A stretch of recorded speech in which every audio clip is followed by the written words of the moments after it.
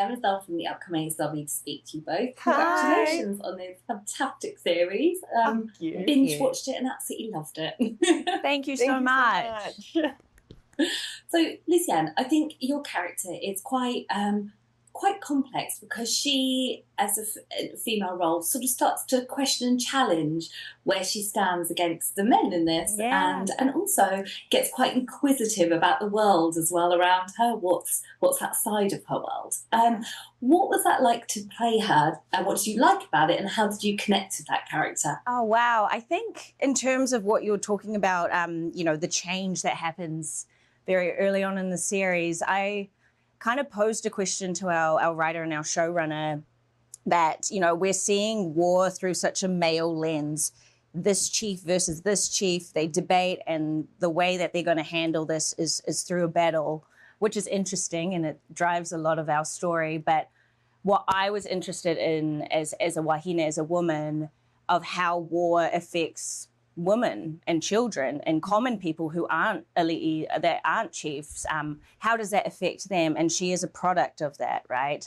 She is, because of this conflict, she has to marry the other chief to create peace. Mm-hmm. That is, the whole reason for that union. So it wasn't necessarily like, oh man, I have to marry this prophesied king. Oh no, it was more like the weight of war and the consequences that entails for women. And so I wanted to make sure that we're not doing the cliche thing, Hollywood tropes in that way. It was more like, how does this affect everyone around this world? Because it's a decision that the chiefs make on behalf of everyone else. So isn't that such a queenly answer? Like, is that not such a queenly thing to do? This woman truly embodied the leadership qualities of Ka'ahumanu, and it was a beautiful thing to witness. Oh, thank you.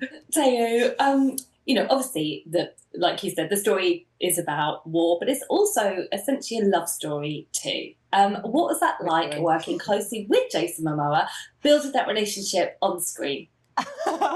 It's really funny. I will never forget finding out I got the role, and just the reactions from people going, "Oh my God, Jason Momoa!" And so I was sitting there quietly going, "How do I tell you guys he's not my type?" I think Maine, our beautiful Maine, who also works very closely with Jason and worked a lot with Pa'a and Jason on creating this show, thought it was the funniest thing in the world that I show up. This little village Māori from the middle of nowhere comes in and she's like, "Yeah, and? Sorry, who? No. I respect you, you respect me. We all good, but I don't care that you're a superstar." And it was really amusing. And I think he definitely he'll never say it. He'll be like, "Oh, that woman."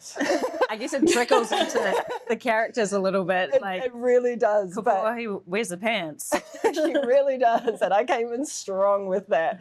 But bless his beautiful soul. He was an incredible person to work with. He was so respectful and kind, and even though I came in this cocky woman, I think he knew intrinsically how nervous I was and how scary an opportunity this was for me, and he was so uplifting in times where I was uncomfortable. Like, there's intimacy scenes throughout, and he was so wonderful. "Are you okay? Do you want to change anything?" And when we were choreographing that, it was, "What do you think about this?" It was really a collaborative experience. And I just went, "Oh, bro, thank you. Thank you for representing our people well, because you're a true gentleman." And it's a beautiful thing to see in a person at that caliber. Thank you very much for speaking to me. Fantastic. I hope everyone enjoys it as much as I did. Tell us more. Thank you very much.